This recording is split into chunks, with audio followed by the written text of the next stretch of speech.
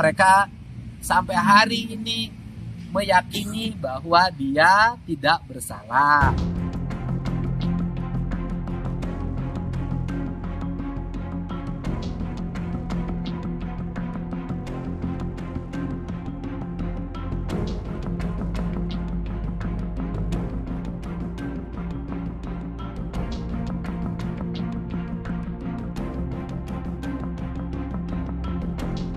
Bahwa mereka yang di dalam barusan dalam keadaan sehat.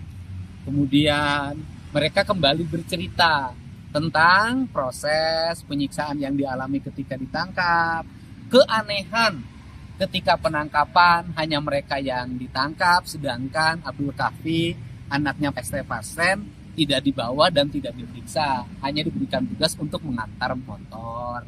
Mereka juga menyampaikan keyakinan bahwa pada acara Agustusan mereka sama-sama ikut berkumpul dengan Partai Pasren, sama-sama menyelenggarakan kegiatan Agustusan, dan bahkan jadi panitia, dan mereka menyebutkan beberapa nama yang menjadi panitia acara Agustusan dan hari ini posisinya di luar, bukan terpidana.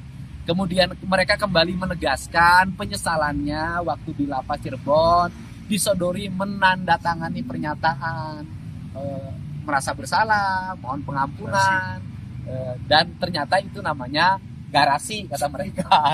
Ya kan, padahal mereka tidak melakukan, tapi gimana?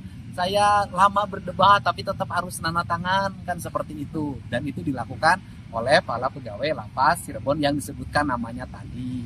Yang berikutnya, mereka sampai hari ini meyakini bahwa dia tidak bersalah. Pada waktu awal penangkapan, dia dimasukin ke ruang satuan unit narkoba. Saudara Jaya dan saudara Sudirman dibawa keluar.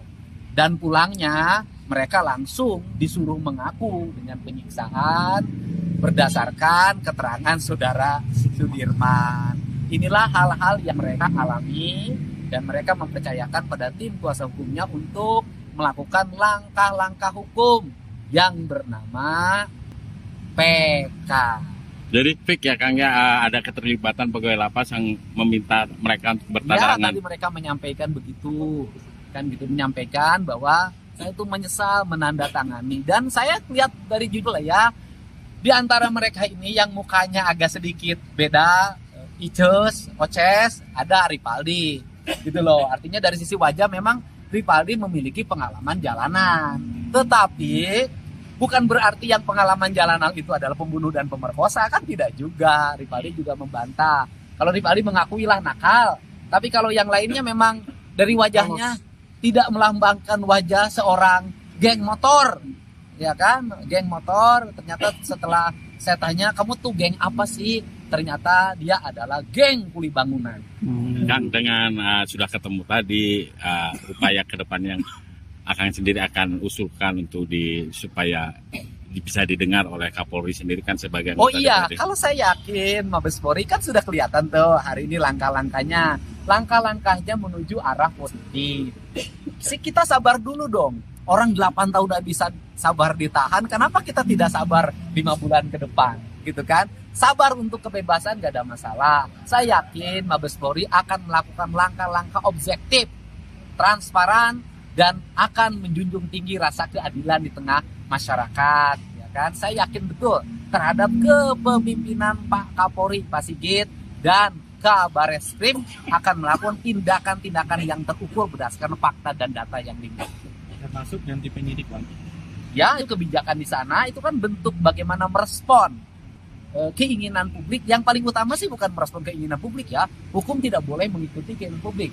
Merespon terbukanya tabir kebenaran terhadap kasus meninggalnya Eki dan Vina. Sehingga saya sekali lagi ini, saya menyatakan hari ini, kalau ingin mencari siapa pelaku pembunuhan Eki dan Vina apabila ini pembunuhan dan pemerkosaan, sebaiknya tidak berkutat di 3 nama.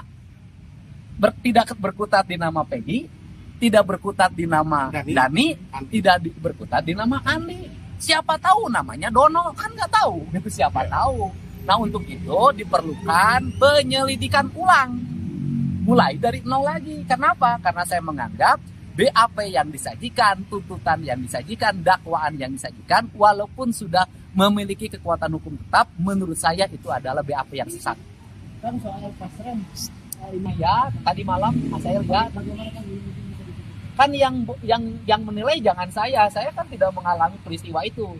Berdasarkan penilaian para terpidana yang ada di dalam, tadi saya tanya bahwa keterangan RT Pasren bertentangan dengan fakta-fakta yang sesungguhnya berdasarkan pengalaman yang mereka alami.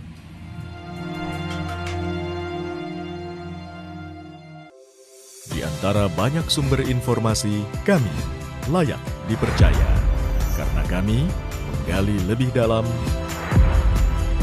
berpihak pada kebenaran, berpegang pada data dan fakta, agar layak Anda jadikan referensi. Kompas TV, independen, terpercaya.